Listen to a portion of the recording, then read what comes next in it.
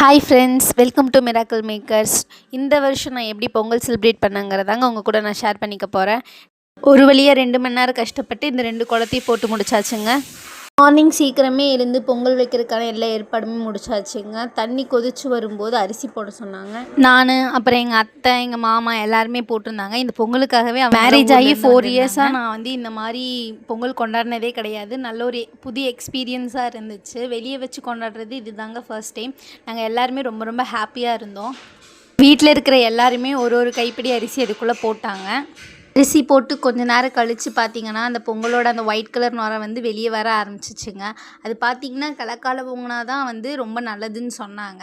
நாங்கள் எந்த பக்கமாக பொங்குன்னு சொல்லி ரொம்ப பயந்துகிட்டே இருந்தோம். பார்த்திங்கன்னா நாங்கள் நினச்ச மாதிரியே கிழக்கு பக்கம் தாங்க பொங்குச்சு.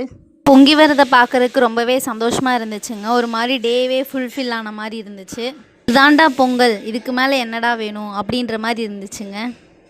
நெக்ஸ்ட்டு பொங்கல் பானையை எடுத்துகிட்டு இந்த கரும்புக்கு நடுவில் வச்சு சாமி கும்பிட ஆரம்பிச்சிட்டோங்க.